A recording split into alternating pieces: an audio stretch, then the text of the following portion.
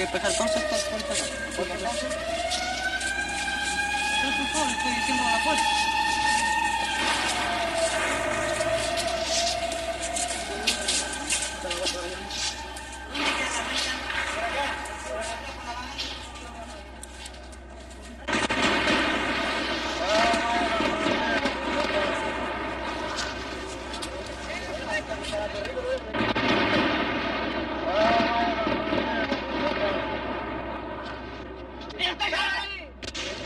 Santiago de Chile, 29 de junio de 1973.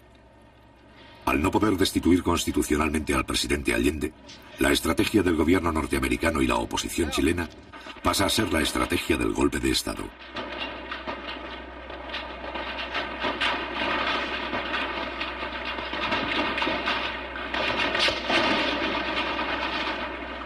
Después de su fracaso en las elecciones presidenciales de marzo de 1973, la oposición inicia la aplicación rigurosa de un plan insurreccional. El día 29 de junio, un sector del ejército precipita los acontecimientos. A las 9:10 de la mañana, un solo regimiento ataca el Palacio de Gobierno con 6 tanques y algunos vehículos de transporte.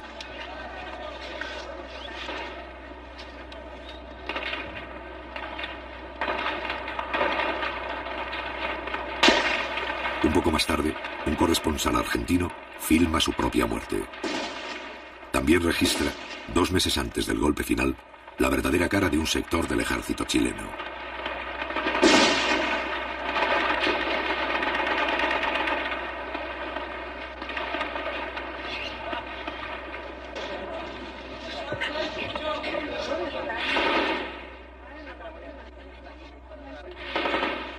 Durante una hora, los tanques intercambian disparos con los carabineros de la Guardia Presidencial, que se encuentran en el interior del Palacio de la Moneda. En estos primeros instantes mueren 22 personas. El Parlamento, el Poder Judicial y los partidos opositores guardan silencio.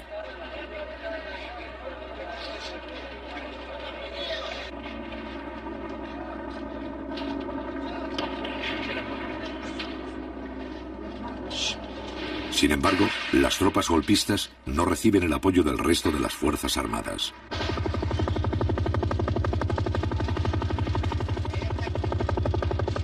Tal vez considerando que todavía no hay condiciones para el éxito del alzamiento, el resto de la oficialidad no se suma a esta acción.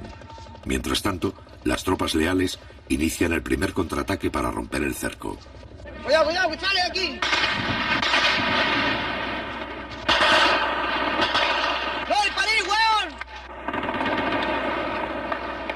A las 10:30 se movilizan más soldados leales en dirección al centro de la ciudad. Avanzan por la carretera Panamericana Norte hacia la capital 10 vehículos de transportes de tropa del Regimiento de Infantería de la ciudad de San Felipe. La población civil debe guardar calma.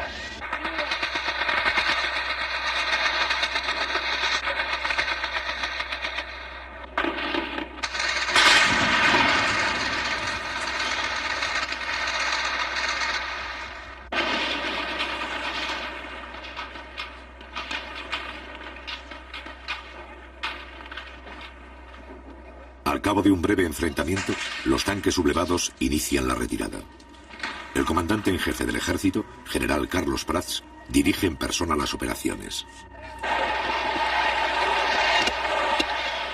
A las 11 de la mañana, cuando todavía se combate, el presidente de la República entra en el Palacio de Gobierno.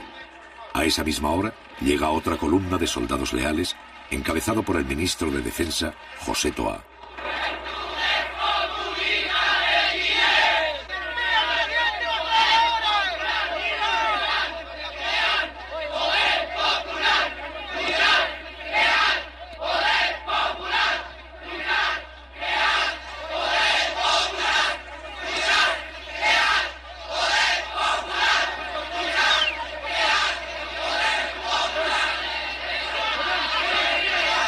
Si bien la situación empieza a controlarse, todavía hay algunas fuerzas que no se han rendido. En su retirada, los tanques siguen haciendo fuego. José Toá, ministro de Defensa, intenta infundir calma ante el peligro de un nuevo enfrentamiento. En esta acción es secundado por el general Pickering. Ministro, si no controlamos esta gente que iba a quedar una masacre, oiga, por favor, a ver si usted me ayuda.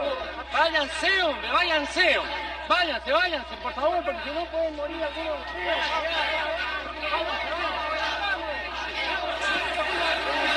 Los generales Pickering, Sepúlveda y Prats encabezan el grupo de oficiales más resueltos en sofocar la asonada. En cambio, otros altos mandos se limitan a permanecer expectantes. Tal es el caso de Augusto Pinochet, más tarde jefe del gobierno militar, que esta vez se suma a las fuerzas leales. A las 11:30 horas, el general Carlos Prats asegura al ministro de Defensa la rendición de los alzados y señala la ubicación de sus propias tropas. Pero en el lado sur de la moneda están las escuelas suboficiales, en el lado norte está el regimiento Will. Pero el general Prats va a considerar indispensable la declaración del estado de sitio para controlar la situación. Hay que declarar el estado de sitio inmediatamente. Porque esa situación de otra manera no se puede controlar.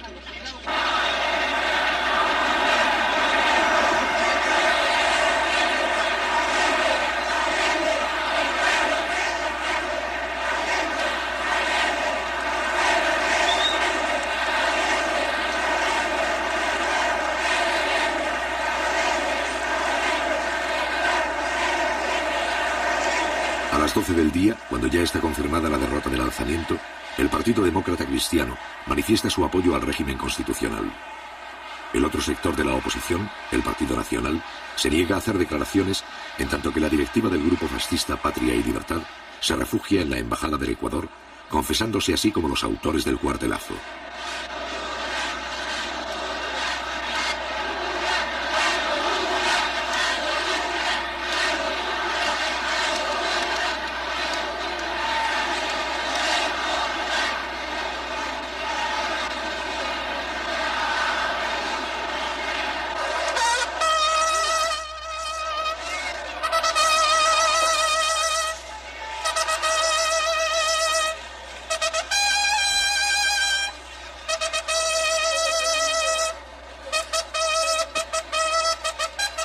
A las 6 de la tarde, la bandera presidencial es arriada por la guardia que ha defendido el palacio.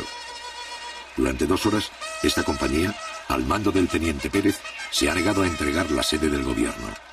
Junto con el general Prats, son los héroes de la jornada.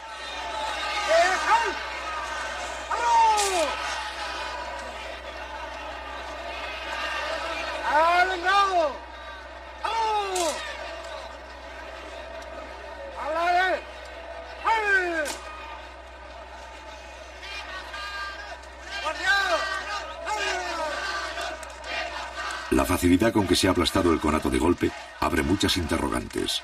La sublevación indica que una parte de la oficialidad simpatiza con ella y que solo el temor a tener que enfrentarse a otras unidades del ejército impide que se sumen a la rebelión.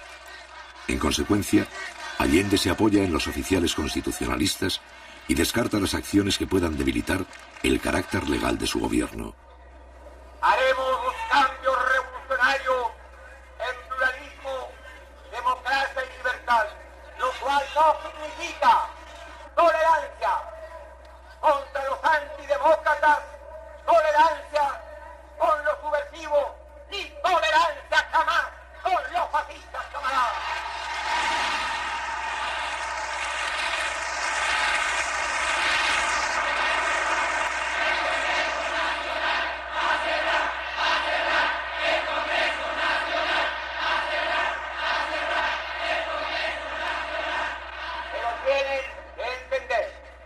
¿Cuál es la real posición de este gobierno? No voy porque sería absurdo cerrar el Congreso. No lo voy a hacer.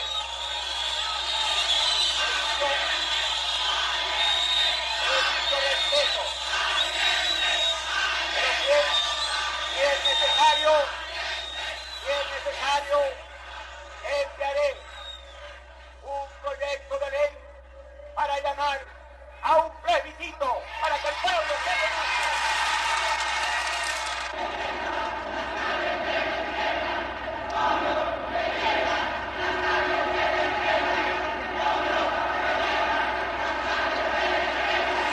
Al otro día, Allende solicita al Congreso la aplicación del estado de sitio. Mientras tanto, desde la mañana del 29 de junio, los trabajadores de izquierda asumen el control de fábricas, empresas, minas y centros agrícolas a lo largo de todo Chile.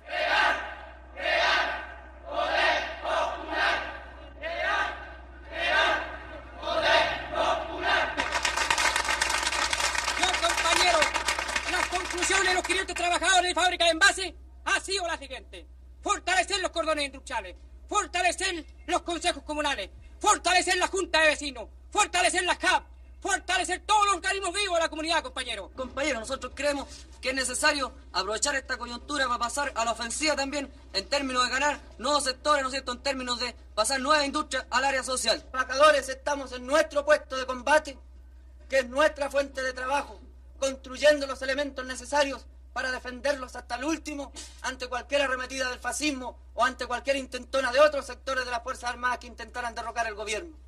Nosotros creemos que debemos asegurar bien nuestro puesto de combate, que está en las industrias primero. Al mismo tiempo se fortalecen todas las formas de poder popular, en especial los cordones industriales. Cada cordón industrial es una agrupación de fábricas y empresas que coordinan las tareas de los trabajadores de una misma zona. En las principales ciudades del país se han constituido 31 cordones industriales, de los cuales 8 pertenecen a Santiago. Compañero, ¿a qué representa usted aquí? Cordón Macul, compañero. ¿Usted, compañero, a qué Cordón representa? Macul. ¿Usted, compañero, a qué Cordón Cerrillo, Maipú. ¿Usted, compañero, a qué representa? Cordón Cerrillo. ¿Usted, compañero, a qué Cordón Vicuña Maquena. ¿Usted, compañero, a qué Cordón Vicuña Maquena. compañero, a qué representa? Cordón O'Higgins. ¿Qué representa? El sindical del Partido Radical. Con el apoyo de los cordones, el gobierno pone bajo el control permanente del Estado algunas fábricas de carácter estratégico, utilizando para ello los mecanismos legales. Compañeros, como todos sabemos, grupos fascistas intentaron derribar el gobierno y al parecer todavía existen ramificaciones de ello. Por lo tanto, sigue el peligro latente contra un proceso que ha iniciado y tomado en sus manos la clase trabajadora. Hoy se resolvió lo que sigue, teniendo presente que la industria de envases de papel aluminio Alusa ha suspendido la entrega de sus productos, lo que constituye un entorpecimiento de la distribución. Y vistos el Decreto Supremo número 338 y la Ley número 16.464, resuelvo. Primero, requísese el uso y goce del establecimiento industrial, maquinarias y demás elementos necesarios para la producción y o distribución de la fábrica de envases Alusa. El 2 de julio, la ley sobre el estado de sitio propuesta por Allende es sometida a la aprobación del Parlamento. Esta ley consiste en otorgar al jefe del Estado facultades extraordinarias. Mediante ellas, el presidente podría nombrar, trasladar y destituir a los jefes militares que crea conveniente. Ofrezco la palabra. Ofrezco la palabra. Cerrado el debate. Durante los 3 gobiernos anteriores, la implantación del estado de sitio ha sido autorizada 2 veces. Los señores diputados que rechacen la proposición les ruego levantar la mano.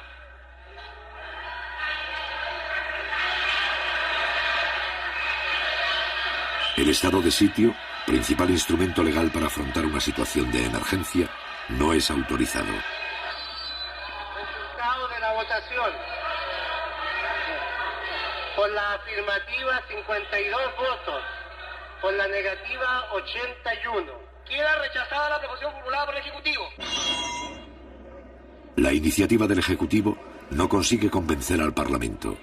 Los partidos opositores estiman injustificado conceder a Allende poderes especiales.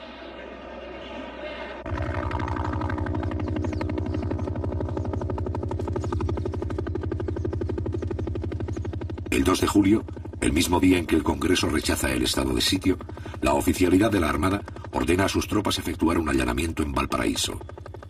Un año antes, el Parlamento ha promulgado una ley de control de armas que faculta a los militares para efectuar registros en busca de armamento sin orden judicial ni autorización del gobierno. A pesar de la creciente acción terrorista de los grupos de extrema derecha, esta ley hasta ahora nunca había sido puesta en práctica por los militares.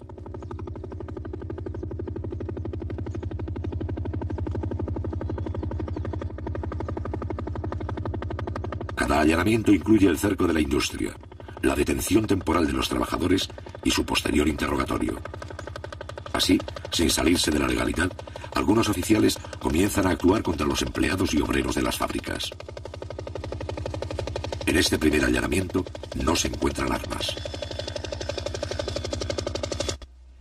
Chile está bajo la agresión del imperialismo norteamericano y un sector de la oligarquía que en octubre del 70 se unió a la ITT y a la CIA para derrocar a este gobierno, pretende repetir una intentona de esa naturaleza. Entonces la lucha en este momento tiene un carácter patriótico y nacional. Chile tiene pleno derecho a regirse de acuerdo con la voluntad de su pueblo. Al mismo tiempo, está en marcha un proceso de transformaciones sociales revolucionarias que tiene como finalidad abrir camino a una sociedad socialista. Frente a la amenaza de golpe de Estado, el Partido Comunista y un sector de la izquierda coinciden con las ideas del presidente Allende. Se trata de evitar un enfrentamiento armado en condiciones que se estiman desfavorables.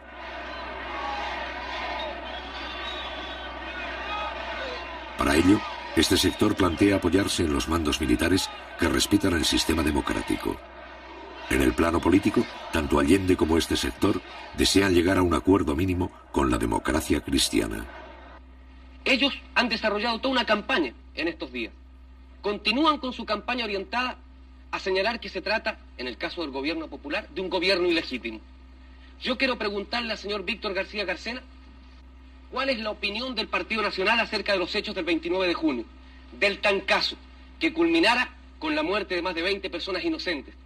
Yo quiero preguntarle cuál es su opinión, porque el diario La Tribuna, al día siguiente de este hecho, señalaba que se trataba de un show, porque la Radio Agricultura, durante los momentos en que se desarrollaba el intento faccioso, lanzaba, ¿no es cierto?, al aire consignas tales como: por fin ha llegado el día que tantos chilenos esperaban, por fin las Fuerzas Armadas se han decidido a enfrentar este gobierno totalitario, marxista y los otros epítetos que el partido del señor Víctor García Garcena coloca. Este es un delito político, este es un atentado en contra de nuestro pueblo, el más grave atentado precisamente contra la democracia y el régimen constitucional que ellos dicen defender de la boca para afuera. Don Víctor García Garcena ya fue encarcelado en una ocasión por el gobierno de la democracia cristiana en 1967 por sus actuaciones sediciosas en nombre del Partido Nacional. Buenas noches, señores telespectadores. Como ustedes pueden ver y han oído,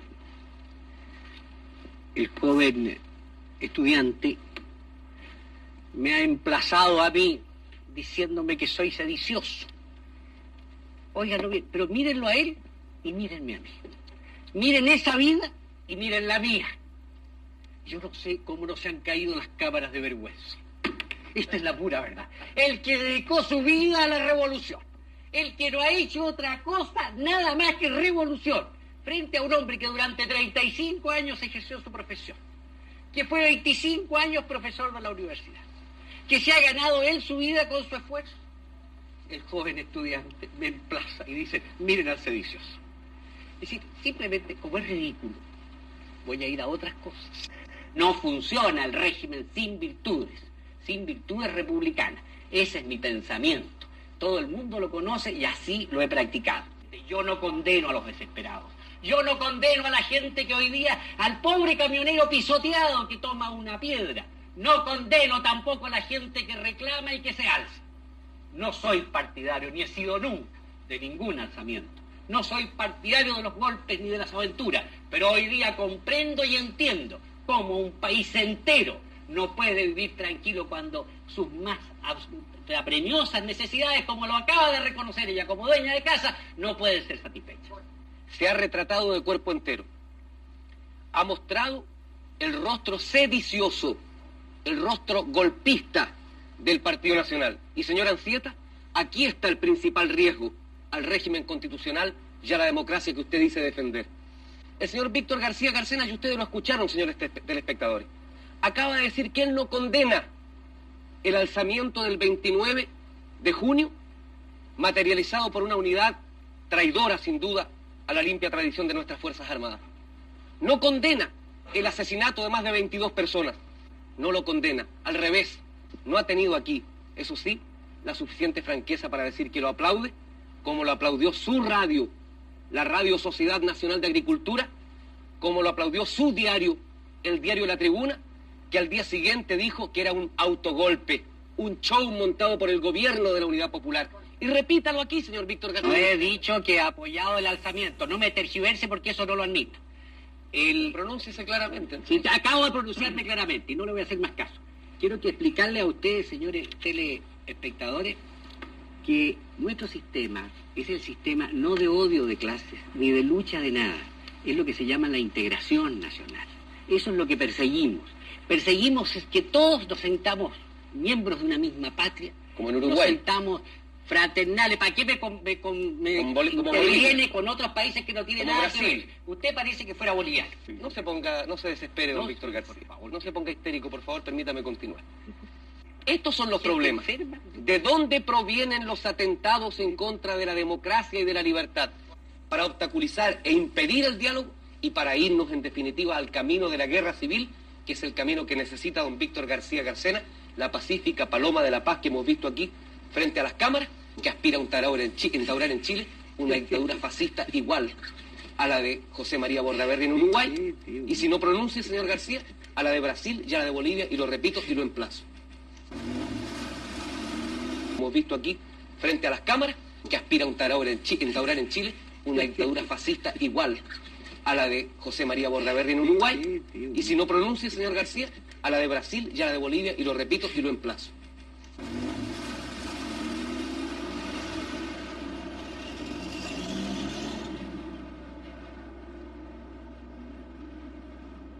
El día 5 de julio, Salvador Allende forma un nuevo gabinete para acometer la crisis y crear condiciones favorables para un diálogo con la democracia cristiana. Con este fin, trata de incorporar a una personalidad de este partido. Yo sé perfectamente bien que los procesos revolucionarios sacuden y convulsionan a los pueblos, pero sé también que aquí hemos querido y tratamos de hacer algo que otros pueblos no alcanzaron. Una revolución por cauces distintos, de acuerdo a nuestra historia, a nuestra tradición y a nuestra realidad. Espero que todos seamos capaces de escribir una página más para señalar que Chile tiene su propia voluntad creadora y su noble decisión de hacer cada vez más grande la patria. Luego tomar juramentos de estilo.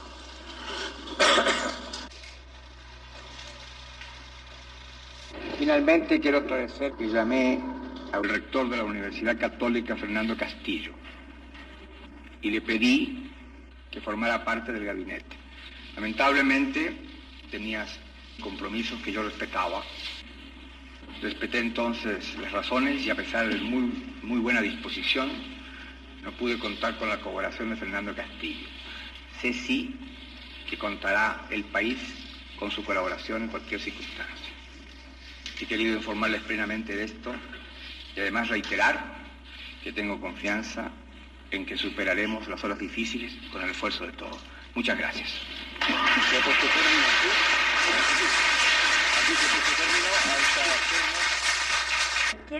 ¿Por qué se produce esta ruptura que no es la deseada ni por el gobierno? A mi juicio porque la Unidad Popular, cuando plantea programas, proyectos para Chile, que pudieran tener realmente y significar la acumulación de intereses hacia ese objetivo, la Unidad Popular primero plantea a ver quiénes estarán supuestamente en oposición a esto. Los busca con cabo de vela por todas partes, hasta buscar todos los enemigos posibles y después plantearlo como una minoría. Cuando yo creo que los grandes planteamientos de transformación de nuestra sociedad son planteamientos que, bien lanzados como mensaje, buscando todos aquellos que puedan confluir como una fuerza realmente creciente hacia los objetivos de Chile, es lo que es la más fundamental obligación de un gobierno. Pero bajo la influencia de su ala más tradicional, el Partido Demócrata Cristiano no desea por el momento dialogar con el gobierno. Aún así, tanto Allende como un sector de la izquierda y de la propia democracia cristiana continuarán los esfuerzos para iniciar un diálogo que modifique la correlación de fuerzas ante un posible golpe de Estado. Tenemos, compañeros, hacer un llamado a la sensatez y al patriotismo de los sectores de la democracia cristiana que piensan con su propia cabeza y que no siguen los dictados del Pentágono, de la CIA, de los Yarur o de los Duni Edwards, para que se opongan con toda su fuerza en la base del pueblo, en los sindicatos, en todas partes, a la ofensiva fascista, a la ofensiva reaccionaria. Porque si el fascismo, compañeros, lograra vencer, no le preguntarían al obrero del pobre si es comunista, si es mapucista, si es socialista o si es demócrata cristiano para reprimirlo.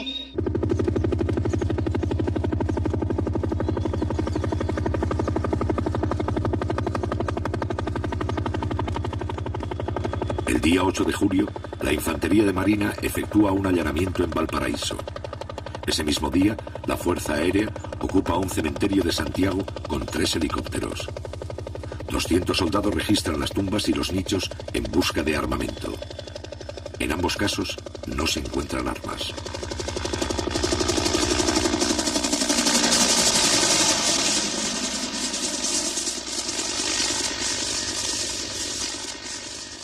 Ya es una cosa ya del otro mundo, se puede decir lo que están haciendo estos momios. Diariamente, pues mira, venir a sacar los muertos. ¿Cómo se le ocurre? ¿A dónde se ha hecho que los muertos? Porque ellos no tienen balas, no tienen nada. ¿Cómo los van a matar? ¿No le parece? Sacarlos los pobrecitos de ahí. De ahí a un hueso se le tira quizás a dónde para que lo hubieran muerto a ellos. Así que mañana pasado, en la misma noche, le mandan aviones listos. Los matan a todos y como somos indefensos, aquí nos quedamos. Pues. ¿Y habría que armar al pueblo entonces? Por supuesto, claro. Y eso es lo que tiene que hacer el gobierno. Y ya lo más pronto al gobierno, porque si no lo hacemos nosotros, imposible que... Nosotros somos la fuerza de él.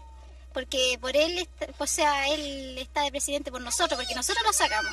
No ellos, porque los ricos jamás van a tirar para nosotros. Y todo lo que tenemos nosotros ahora lo tenemos por el gobierno de ahora. Porque nosotros nunca habíamos tenido nada. Así que, ¿cómo no va a estar agradecido uno del gobierno? Eso es lo que hay que hacerle entender a alguna gente que todavía está errada. ¿Eh?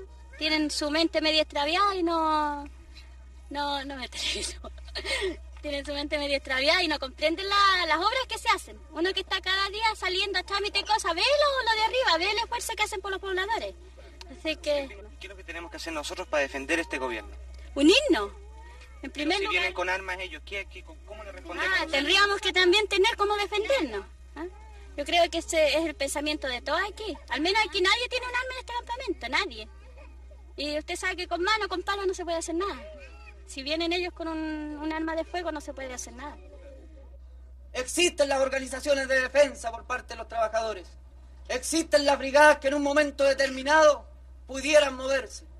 Pero no existen los elementos populares para defender las industrias, ni existen los elementos populares siquiera para movilizar trabajadores en una franca disposición de combate o de lucha callejera contra algunos sectores militares o algunos sectores del fascismo provistos de esos elementos. ¡Crear! ¡Milicia popular! ¡Crear! ¡Milicia popular! ¡Crear! ¡Poder! El día 12 de julio, el Partido Socialista hace pública su posición frente a la amenaza de golpe. Los soldados, marinos, aviadores y carabineros no pueden prestarse en ningún momento y bajo ninguna circunstancia para asesinar trabajadores. Y llegado el caso de que algunos oficiales se alzaran, los oficiales, suboficiales, clase y soldados no tienen la obligación de prestarle obediencia.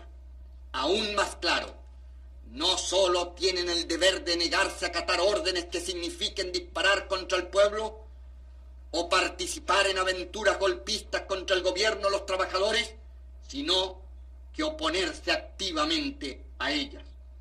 La burguesía debe estar clara que no puede actuar impunemente.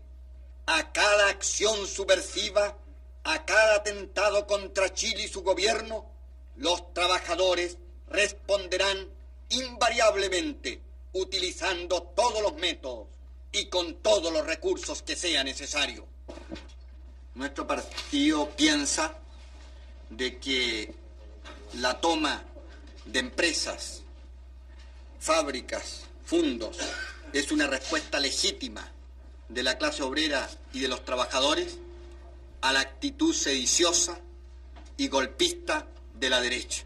Hemos dicho de que la reacción debe pensar cada uno de sus pasos. Sobre la posición del partido frente a estos allanamientos que hacen los militares de nuestra industria a la búsqueda de armas, que considero que es una forma ofensiva hacia la clase, porque considero que los trabajadores, si en algún momento se hubiesen armado, es para defender a su gobierno, el gobierno de los trabajadores. Entonces, usted como abogado y jurista, ¿cierto?, podría explicarnos cuándo es legal, ¿no es cierto?, y cuándo es ilegal. Porque aquí aparece una cosa. Nosotros apareceríamos en la ilegalidad tratando de defender al gobierno de los trabajadores, como trabajadores mismos, si tomásemos la precaución de adquirir algún armamento. Yo creo que el pueblo, para defender a su gobierno, debe recurrir a todos los medios de que disponga. El problema de las armas pasa a vincularse con el problema de la ocupación de empresas. Para un sector de la Unidad Popular, encabezado por los comunistas, la expropiación indiscriminada de fábricas constituye un error, pues debilita la imagen legal del gobierno. En cambio, para el otro sector, conducido por el Partido Socialista, la ocupación de industrias representa una forma útil de movilización que ayuda a preparar y organizar la lucha que se avecina.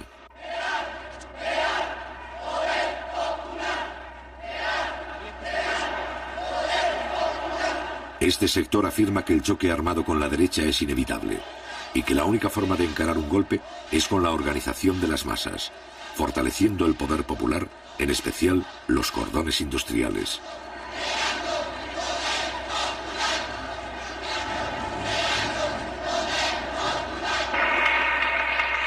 Hoy, compañeros, es tarea también para ponerle una muralla a los reaccionarios y salir adelante la formación de los cordones industriales en todo el país. Se trata, compañeros, que los dirigentes sindicales nuestros tomen esa tarea como una tarea prioritaria de ellos, que se conecten compañeros de otras empresas, que en sus sindicatos planteen a los otros dirigentes la necesidad de vincularse con los compañeros de la otra cuadra, con los compañeros de más allá. Y así, compañeros, vamos construyendo esa fuerza popular que es la base para avanzar, que es la muralla para detener los intentos de la reacción.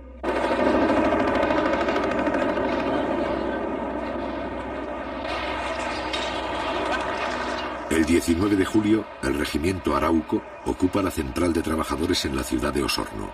Al otro día, personal de la Marina realiza otro allanamiento en Concepción. En ambos casos no se encuentran armas. El 12 de julio, el movimiento de izquierda revolucionaria, MIR, desde fuera de la Unidad Popular, plantea sus posiciones. A lo largo y ancho del país se oye un solo grito que resuena en las fábricas, fundos, poblaciones y liceos, en los cuarteles del pueblo. El llamado a crear, fortalecer y multiplicar el poder popular, el poder de los comandos comunales, el poder de los obreros y los campesinos. Los revolucionarios y los trabajadores deben de inmediato extender las tomas de fábricas y fundos, multiplicar las tareas de defensa, impulsar el poder popular como gobierno local autónomo de los poderes del Estado. Los suboficiales y carabineros deberán desobedecer las órdenes de los oficiales golpistas. Y en ese caso, todas las formas de lucha se harán legítimas. Entonces, sí que será cierto que los trabajadores, con los soldados, los marineros, los carabineros, los suboficiales y los oficiales antigolpistas, tendrán el derecho a construir su propio ejército, el ejército del pueblo.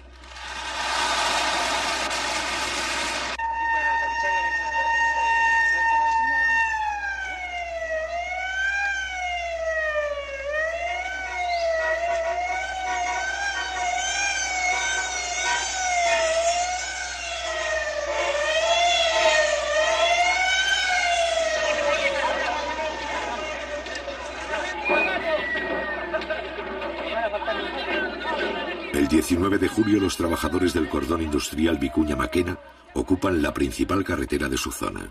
¿A qué se debe la toma de la carretera? Esto se debe, compañero, en apoyo a los compañeros que fueron desalojados de Inmetal. ¿Va a venir alguna autoridad de gobierno para acá? Eso es lo que estamos esperando, compañero, que venga una autoridad y solucione el problema de estos compañeros. Un día antes, los obreros del cordón Cerrillos han realizado una acción similar.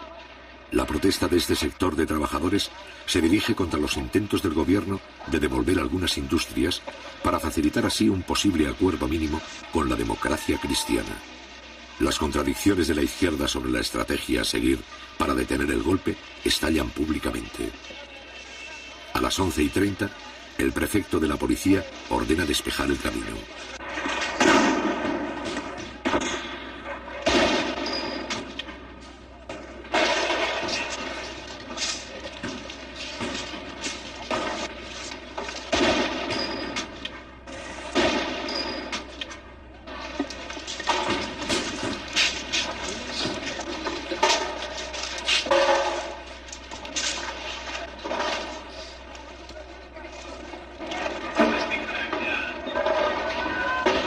Los carabineros solo pueden avanzar hasta la primera barricada.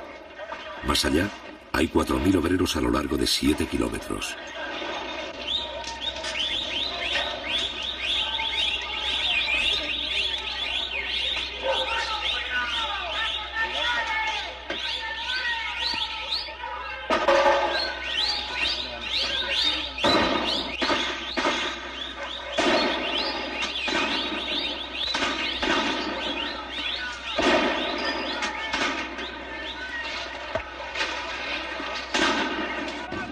Por el hecho de que están avanzando. El gobierno está centrado. ¿Quieren volver en preso? Los caballeros grandes a la plaza. A las 11:45 llega el intendente de Santiago, funcionario de la Unidad Popular y máxima autoridad de la provincia. Su misión consiste en disolver el enfrentamiento. Después de escuchar a los obreros, el intendente Julio Estuardo anula las órdenes de las fuerzas antidisturbios.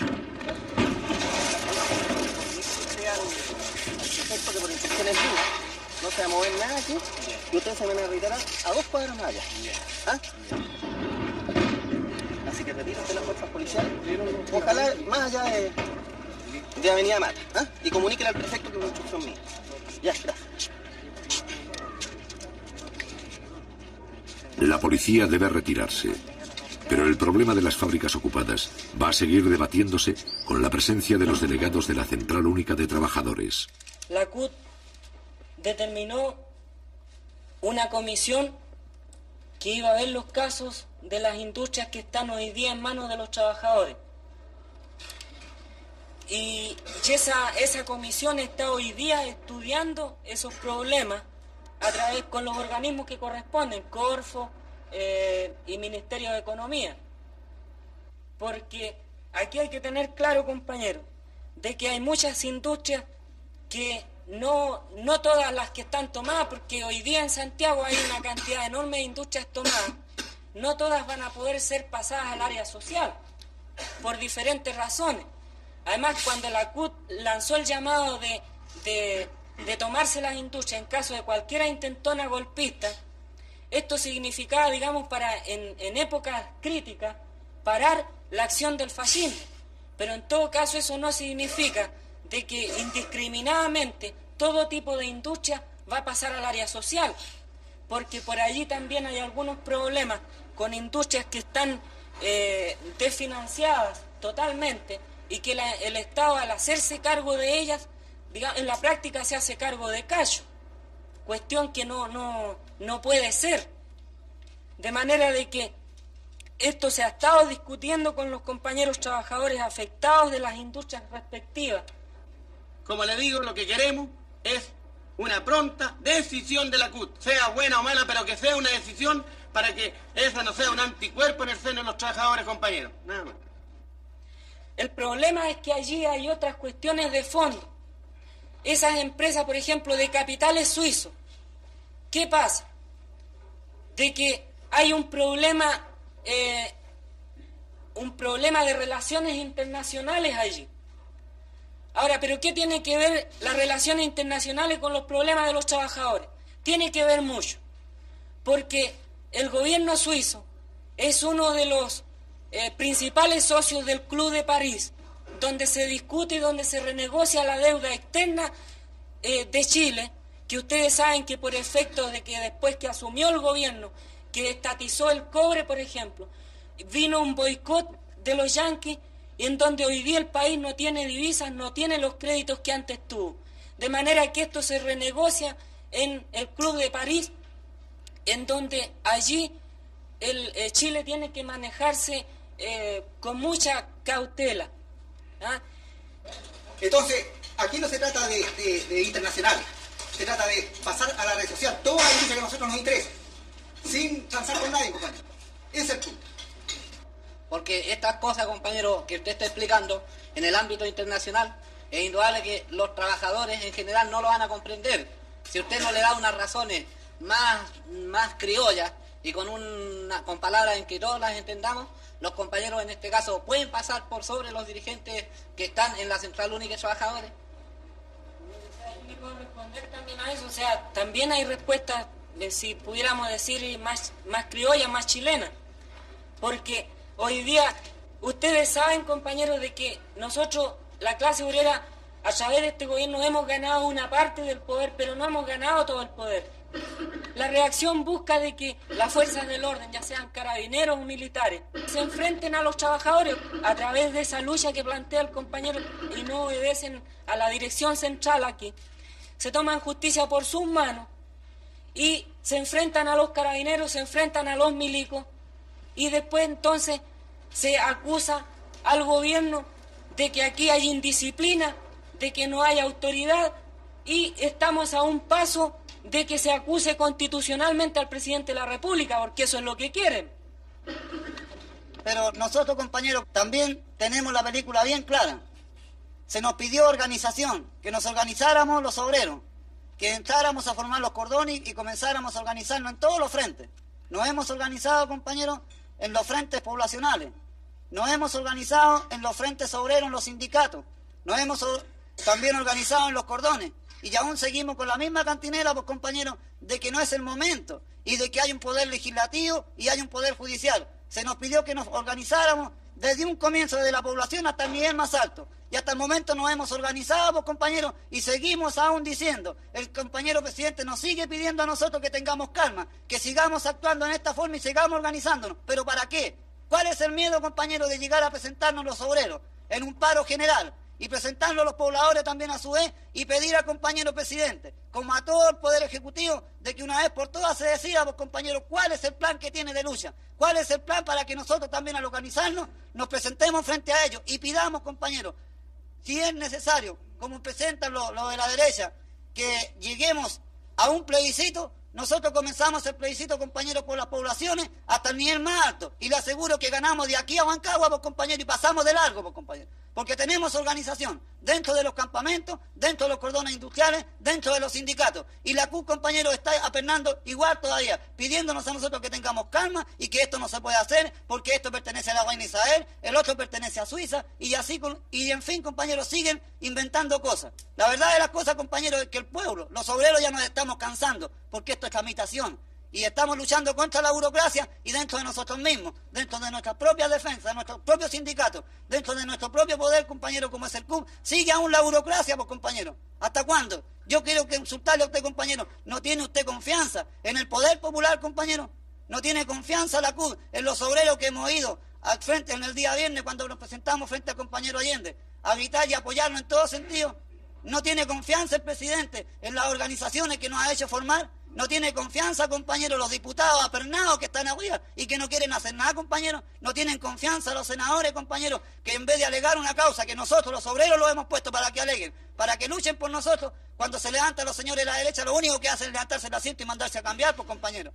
Ya está bueno de todas estas cosas. Por algo nos hemos organizado y por algo nos estamos reuniendo en esta noche aquí, pues, compañeros, para pedir que si las cosas están en la área social, bueno, tratemos de hacerlas llegar, pues. Las que no sirven, pues, compañeros, dejémoselas a eso, a los derechistas, pues, compañeros. Dejémoselas a los momios. Si no, el gobierno no se puede hacer cargo de esos cachos, que se hagan cargo ellos de esos cachos y nosotros sigamos, pues, compañeros, luchando. Vaya usted, pues, compañero, a ir a La Vega, cómo están todas las cosas en el mercado negro y los compañeros nos siguen pidiendo que tengamos calma. ¿Hasta cuándo, pues, compañero? Si esto ya se está pasando de castaño oscuro.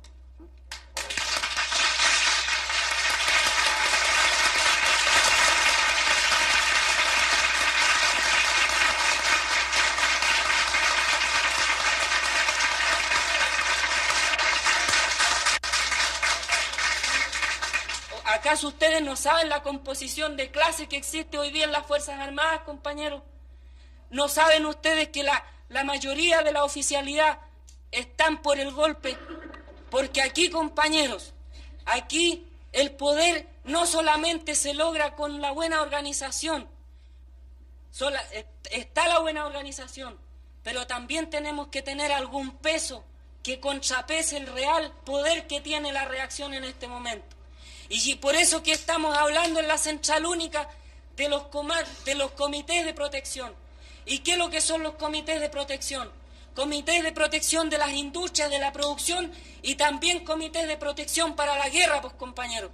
Son cuestiones que no se pueden hablar así y de entrar a dar detalles porque no podemos caer en esos errores. Pero aquí tenemos que prepararnos los trabajadores para entrar al combate en todos los terrenos. Y en esa pelea está hoy día la CUT. Que hayan deficiencias, yo las acepto, compañeros. Pero el problema surge cuando quieren existir organizaciones con cierta dirección paralela al organismo de los trabajadores. Y es por allí donde va mal la cosa. Y por eso, compañeros, es que yo reconozco de que aquí hay muchos compañeros que plantean cuestiones no malintencionadas, pero que son cosas que hay que discutirlas más profundamente, compañeros. No se puede gratuitamente catalogar a tal o cual organización, a tal o cual dirigente, de tal o cual defecto. Porque yo creo que las organizaciones las integramos todos. Y todos tenemos algún grado de responsabilidad. Y ustedes tienen su organización, pues, compañeros, para plantear este tipo de problemas. Y estamos de acuerdo de que aquí hay que buscar las salidas correspondientes a los problemas que hoy día están planteados. Pero no nos olvidemos, compañeros, de que aquí hay un gobierno que está presidido por el compañero Allende y que tenemos que obedecer a esa dirección, que hay un organismo que son los trabajadores y que hay organismos que son los partidos de la clase que también entregan orientación, pues, compañeros.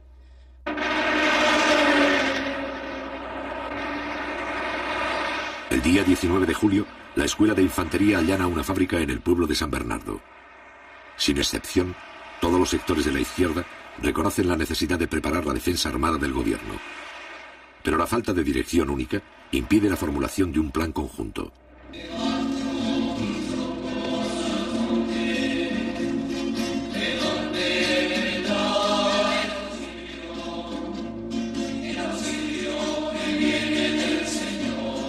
El 20 de julio, en vista de la creciente ola de violencia, la Iglesia Católica lanza públicamente un llamado en favor del entendimiento pacífico.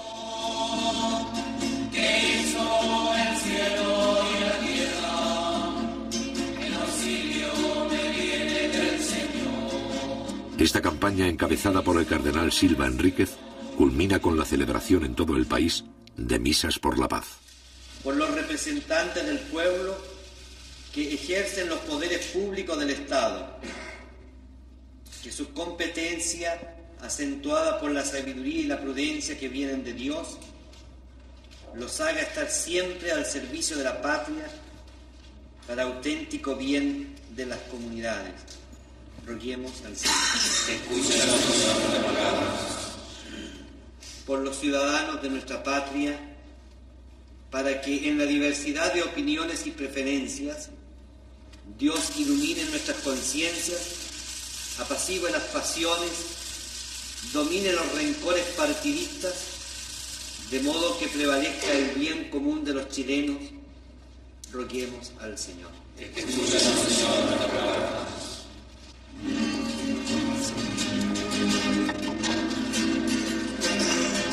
El llamado a la pacificación que hace la Iglesia coloca a algunos jefes de la democracia cristiana en una posición difícil. Durante 20 días se han negado a aceptar el diálogo con Allende. Si ahora no deponen su actitud, entrarán en contradicción con la posición pública de la Iglesia.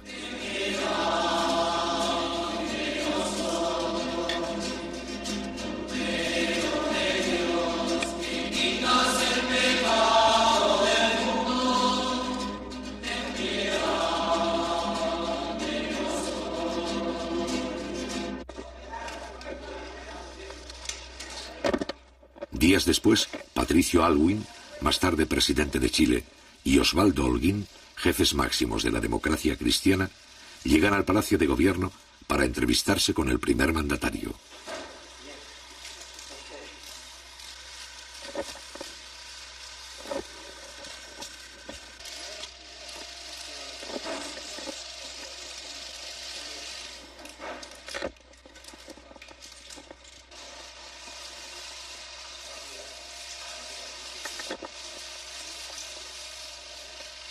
Consciente de las discrepancias, pero convencido de su estrategia, Allende se muestra dispuesto a lograr un entendimiento mínimo que evite la ruptura constitucional.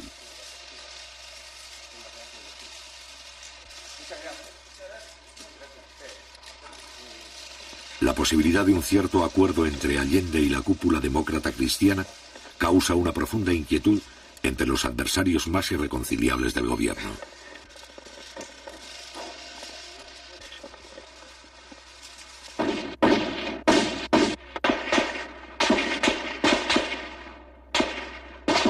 El 27 de julio, a la 1:30 de la madrugada, la extrema derecha asesina al comandante Arturo Araya Peters, edecán naval del presidente Allende.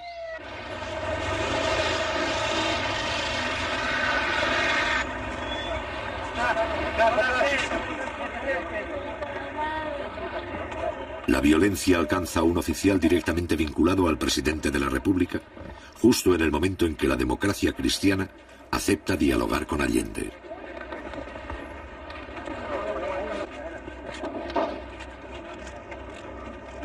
Hombre de confianza del presidente, Araya se había convertido en el principal enlace entre el gobierno y los oficiales constitucionalistas de la Marina.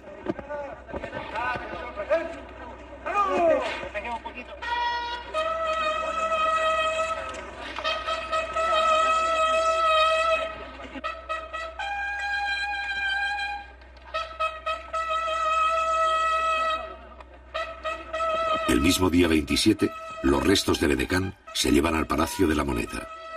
Posteriormente se trasladan a Valparaíso, para ser enterrados con honores militares.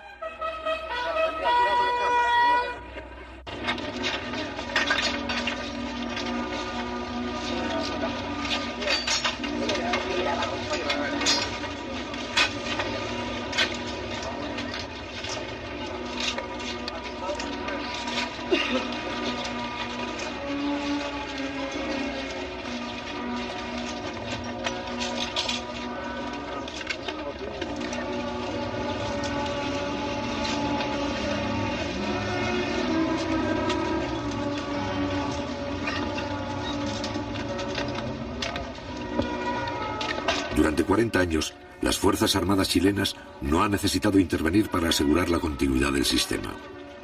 Sin embargo, a mediados de 1973, cuando el régimen corre peligro de ser sobrepasado por el proceso revolucionario, la mayoría de los oficiales parece dispuesta a intervenir.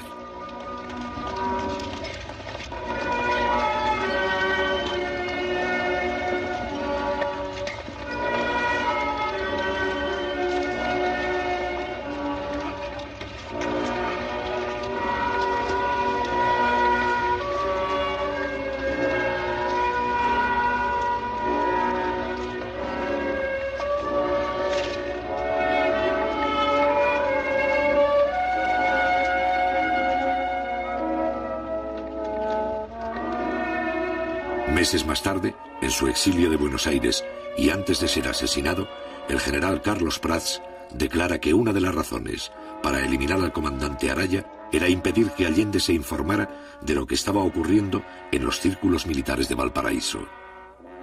Es aquí donde un sector de la oficialidad empieza a planificar el golpe de Estado con la asesoría del gobierno norteamericano.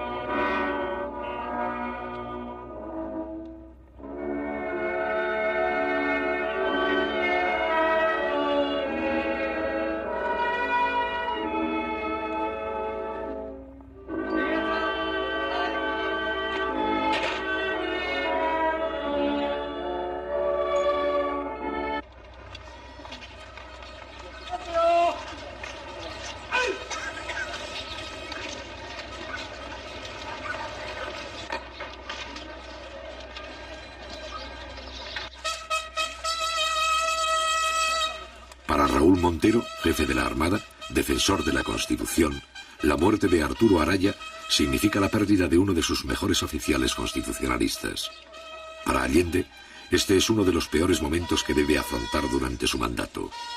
Para José Toribio Merino, más tarde miembro del gobierno militar, la muerte del edecán no altera sus planes.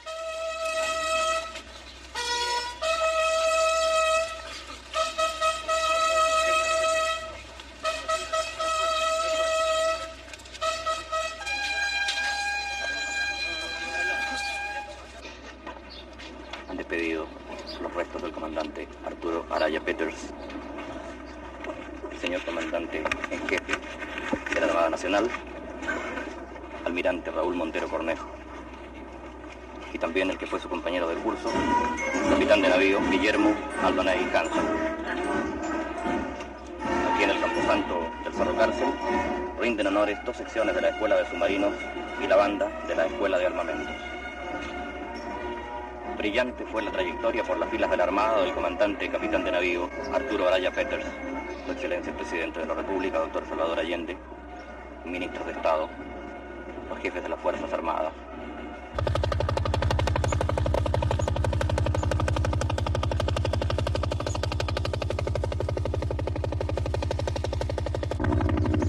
Los allanamientos en busca de armas se intensifican. El día 3 de agosto, los militares rodean una de las principales fábricas del cordón Cerrillos de Santiago. Estos operativos permiten a los oficiales reconocer el terreno y estudiar la reacción de los trabajadores.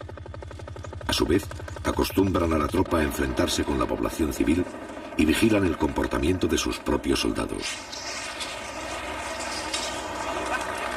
Al otro día, la 5ª División del Ejército ocupa el barrio industrial de Punta Arenas. Hasta la fecha, los militares han realizado 27 allanamientos en todo el país sin encontrar armas. Por primera vez en un operativo se utilizan tanques.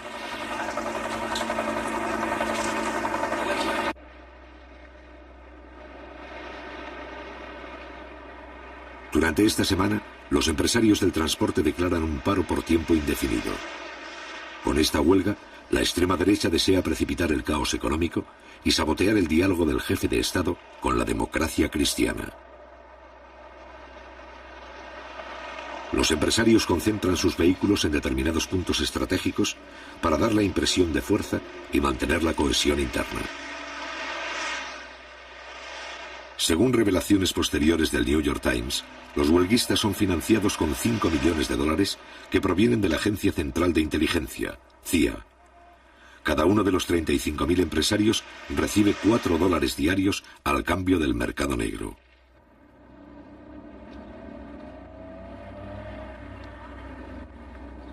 Mientras tanto, en los jardines del Congreso, tal como sucedió con la huelga del cobre, las mujeres de los camioneros recolectan dinero y víveres entre la población. El día 31 de julio, el gobierno decreta la reanudación legal de faenas y envía tractores para remolcar los vehículos paralizados hasta Santiago. Sin embargo, los empresarios se oponen por la fuerza y acusan al gobierno de atentar contra la propiedad privada. Estos hechos son filmados por el Canal 13 de televisión, que simpatiza con la huelga. Días más tarde, el Parlamento, en combinación con los periodistas de la oposición, transforman el incidente en un escándalo. El Congreso pide al Canal 13 que vuelva a emitir su versión filmada de los hechos como elemento de juicio para los señores parlamentarios.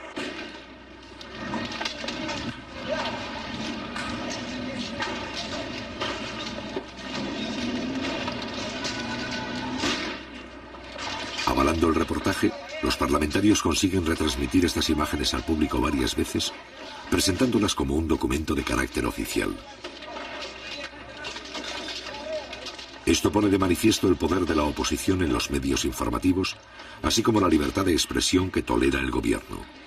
El bloque opositor controla el Canal 13, primera sintonía de Santiago, así como el 75% de las radios y el 70% de la prensa escrita. En este caso, la incautación de los camiones sirve para alimentar una campaña de desprestigio gubernamental.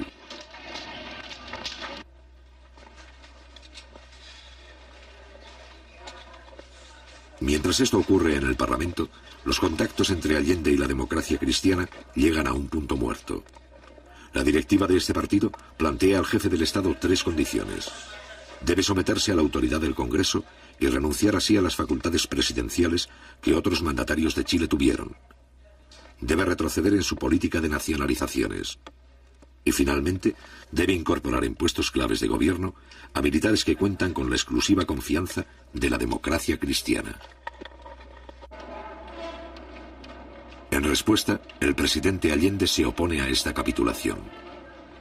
El mismo día, la democracia cristiana suspende el diálogo.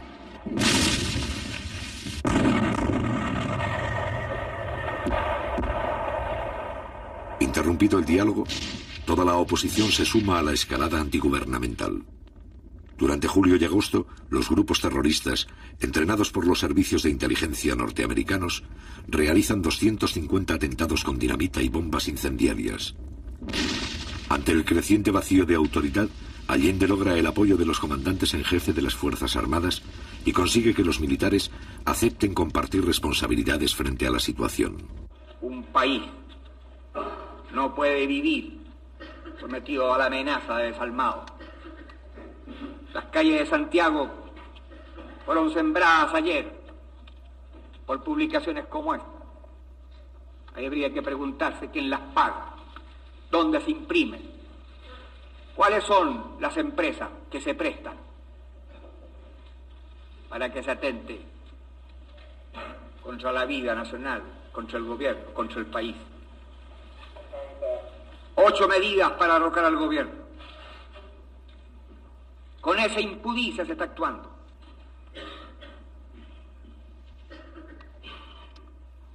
Este gabinete tiene que terminar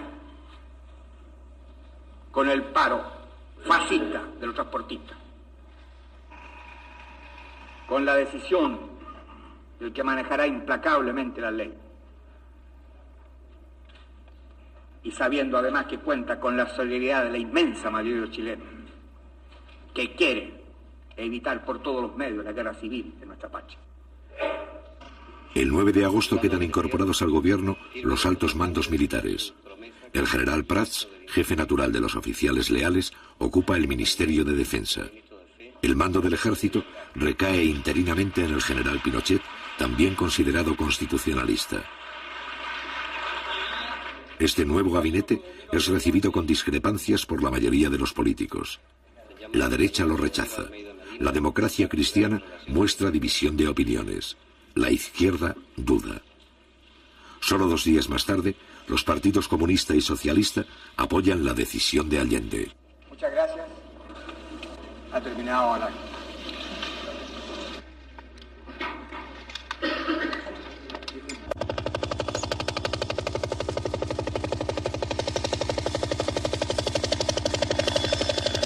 El 11 de agosto se realiza la primera gestión del gabinete cívico-militar para requisar camiones. Sin embargo, las iniciativas de los altos mandos chocan con la mayoría de los oficiales que miran con simpatías el paro y se muestran hostiles para sancionar a los huelguistas. Esto pone en evidencia que una parte del aparato militar también está implicado en la ofensiva contra el gobierno. Según revelaciones posteriores de la prensa norteamericana, William Colby, exdirector de la CIA, nunca desmintió el apoyo de su cuerpo en la preparación y sostenimiento económico de la huelga, al ser interrogado por la Cámara de Representantes en Washington en octubre de 1973.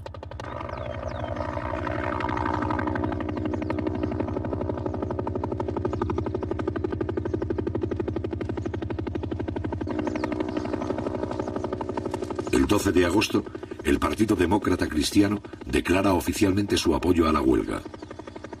En las fábricas, las materias primas comienzan a disminuir y en el campo escasean las semillas. En estas circunstancias, el gabinete cívico-militar ha fracasado.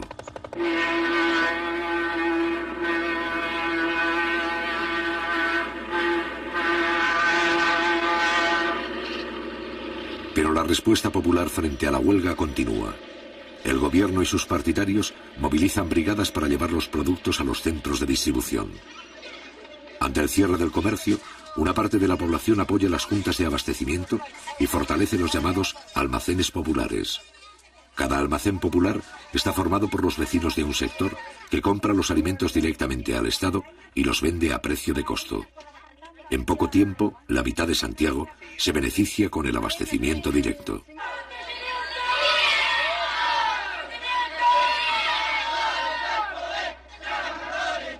En algunos barrios, los cordones industriales envían piquetes de obreros para vigilar la distribución y abrir los comercios cerrados.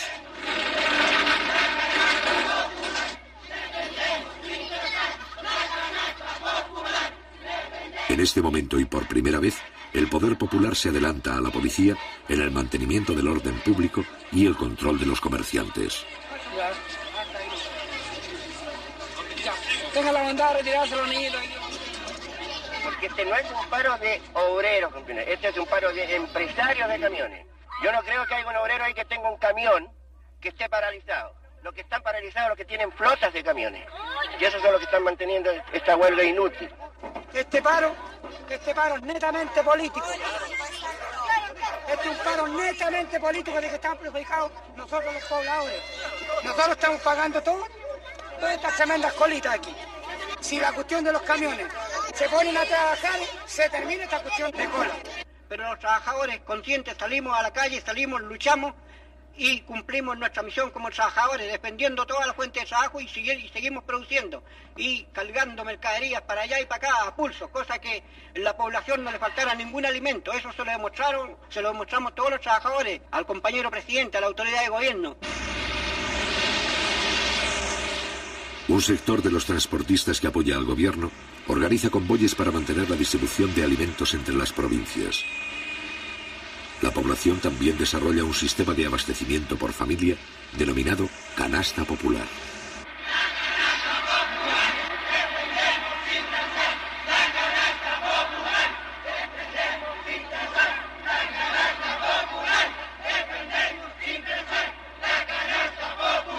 ¿Qué opina usted de la actitud del gobierno frente a la crisis que estamos viviendo? La actitud del gobierno, compañero, tiene que muñequear, porque si usted fuera gobierno tendría que hacer lo mismo, compañero. Porque el gobierno tiene que bailar en la cuerda floja muchas veces. Y yo creo, compañero, no es culpa del gobierno. Para mí, como socialista marxista del año 32, a esta parte, compañero, porque yo estuve en la pelea en la República Socialista, junto a Mamaduque Groves, compañero, y a otro, después que cayó en un error el compañero Groves. Cuando el pueblo le pedía las armas, compañero, y él siendo militar no las entregó, compañero. Claro que habría sido, compañero, una matanza incontrolada, compañero, porque allí quizás que habría pasado, porque si ahora mismo, compañero, a nosotros nos falta mucho, digo yo, de tener un buen frente, que lo tenemos en todas las poblaciones. Tenemos organización antifascista, compañero, y comités de defensa, pero nos falta un poquitito de coordinación provincial y nacional, compañero, para actuar en un solo frente. Porque que no los vaya a pasar aquí si viene el enfrentamiento como pasó en España, compañero, que por la división de algunos partidos, compañero, y los anarcos sindicalistas por un lado, los socialistas por otro, y se montó el fascismo de Franco, compañero, en el poder. Mientras tanto, en Valparaíso, un grupo de la marinería detecta la conspiración naval e informa a varios jefes de la izquierda. Esta acción es descubierta por los altos mandos y los marinos son acusados de amotinamiento, encarcelados y sometidos a tortura.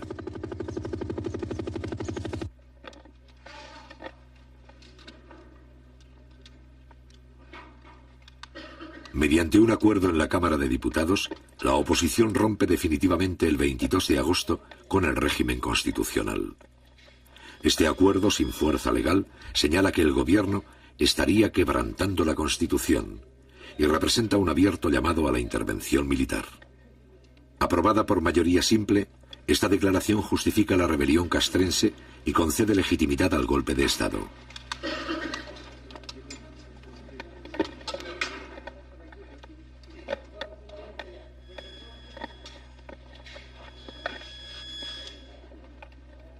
A partir de ese momento, los hechos se precipitan.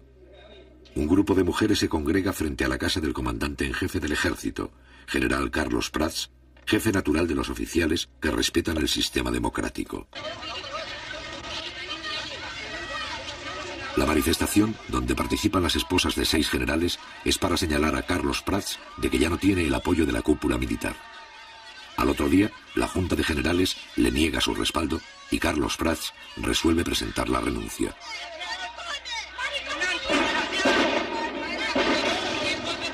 También renuncian los generales Pickering y Sepúlveda, los principales mandos leales. Augusto Pinochet, que aparece como un militar profesional y respetuoso de la Constitución, se convierte en el nuevo comandante en jefe.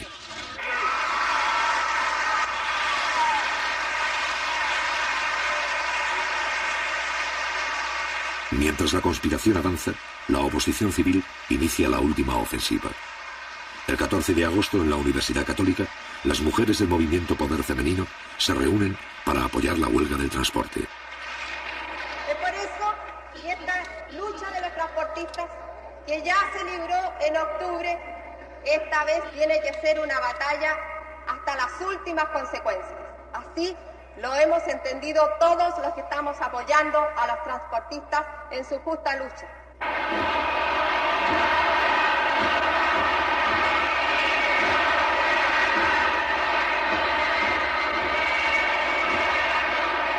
Días más tarde, los adversarios del gobierno piden la renuncia del propio jefe de Estado. Casi 3 años de guerra económica han permitido a la Casa Blanca y la oposición interna ganar a un importante sector de la clase media. Es aquí donde los oficiales rebeldes encuentran la base de apoyo social para la continuación de sus planes.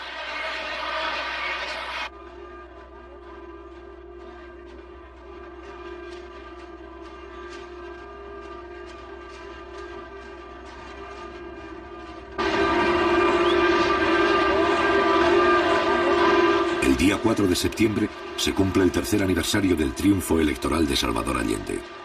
A pesar de la crisis, los simpatizantes del gobierno realizan una de las concentraciones más grandes de la historia política del país.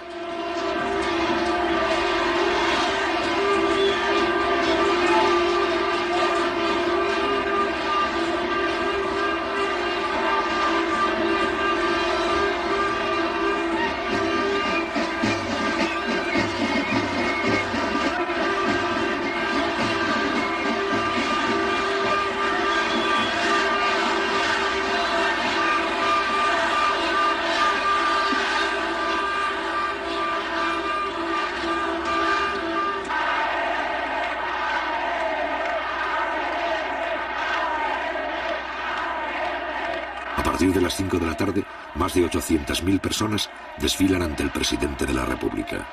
3 días después, Salvador Allende informa a sus colaboradores que desea convocar un plebiscito para resolver por la vía democrática la continuidad del gobierno.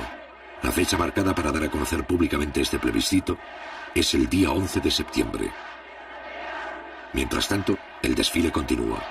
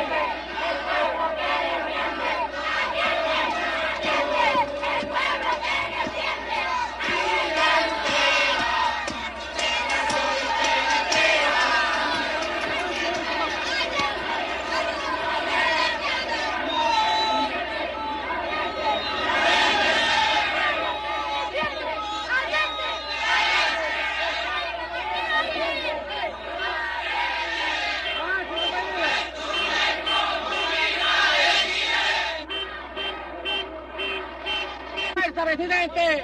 ¡Mucha fuerza! ¡Viva María Chillo!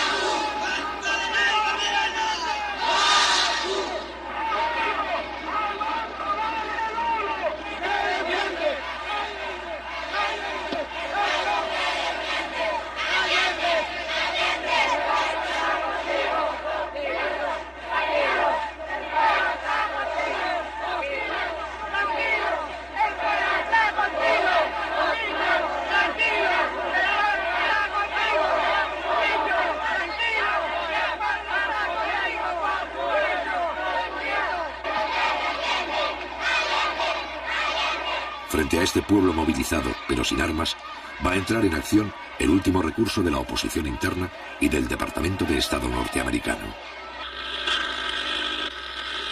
Les habla el presidente de la República, desde el Palacio de la Moneda. Informaciones consignadas señalan que un sector de la marinería habría aislado Valparaíso y que la ciudad estaría ocupada. En todo caso, yo estoy aquí, en el Palacio del Gobierno, y me quedaré aquí defendiendo el gobierno que represento por la voluntad del pueblo.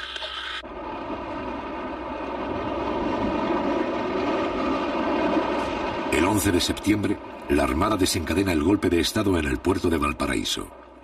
Al mismo tiempo, 4 destructores norteamericanos se acercan a las costas chilenas para participar en la Operación Unitas y mantienen contacto permanente con los golpistas. A las 7:30, el presidente Allende ha llegado al Palacio de la Moneda para impartir las primeras instrucciones. La situación es crítica al no existir un plan conjunto para la defensa armada del gobierno.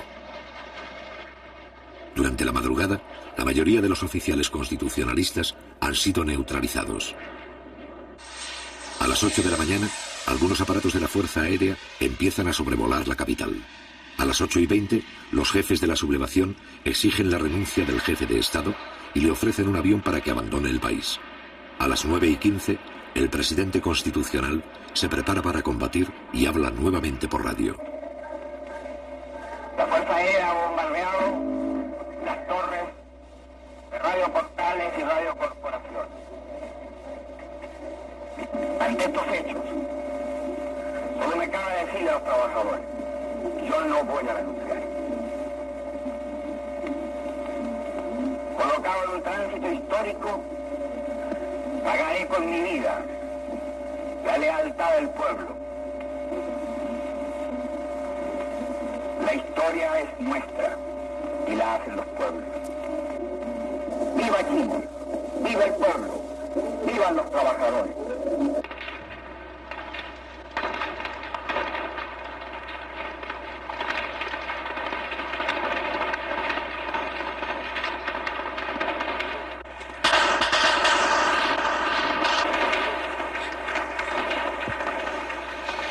Al cabo de algunas horas de resistencia, los militares envían a Salvador Allende un ultimátum.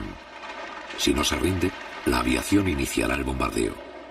Ante estos hechos, el primer mandatario deja en libertad de acción a la guardia del palacio, quienes hacen abandono del edificio. Junto al presidente Allende, que rechaza la rendición, permanecen 40 combatientes civiles dispuestos a enfrentar el ataque.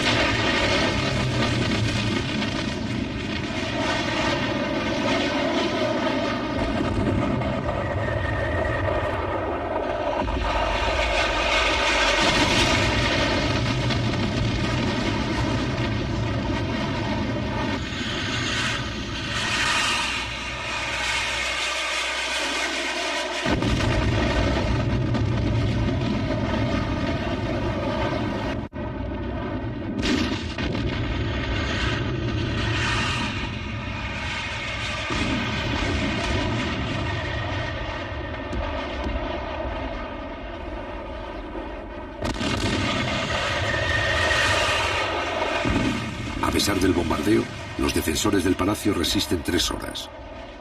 Al mismo tiempo, se producen pequeños combates en varios lugares de Santiago y provincias. A las 2:15 de la tarde, el presidente Allende muere en La Moneda. A las 9 de la noche, los jefes de la sublevación se presentan públicamente al país. Las Fuerzas Armadas y de Orden han actuado en el día de hoy solo bajo la inspiración patriótica de sacar al país del caos que en forma aguda lo estaba precipitando el gobierno marxista de Salvador Allende. La Junta mantendrá el poder judicial y la asesoría de la Contraloría. Las cámaras quedarán en receso hasta nueva orden. Eso es todo.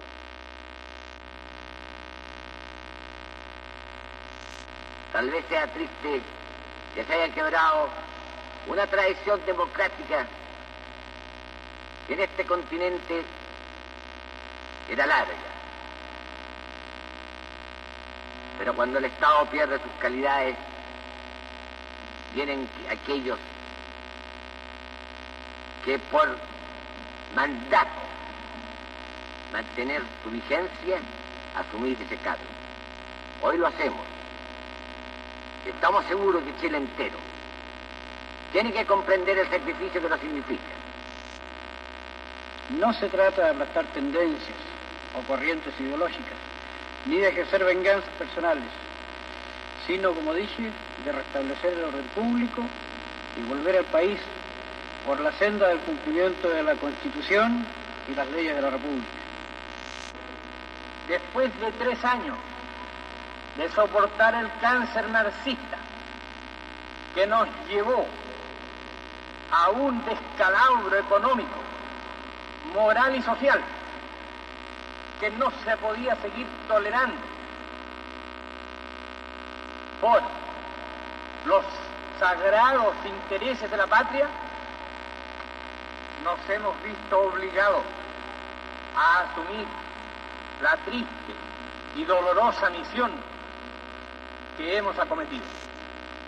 No tenemos miedo, sabemos la responsabilidad enorme que cargará sobre nuestros hombros, pero tenemos la certeza, la seguridad de que la enorme mayoría del pueblo chileno está con nosotros, está dispuesto a luchar contra el marxismo, está dispuesto a extirparlo hasta las últimas consecuencias.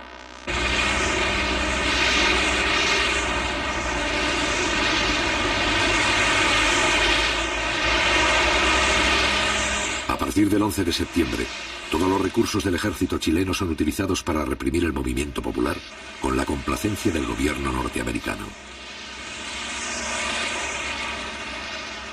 La primera resistencia armada ofrecida por algunos cordones industriales, poblaciones, minas y centros agrícolas es aplastada rápidamente en lucha desigual.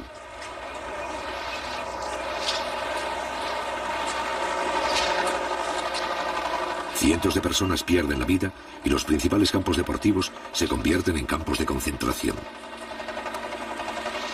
La democracia representativa más larga de la historia de América Latina ha dejado de existir. Sin embargo, a partir del mismo día 11 de septiembre, las fuerzas democráticas comienzan a reorganizarse poco a poco en la clandestinidad y adoptan numerosas formas de resistencia. La batalla de Chile no ha terminado.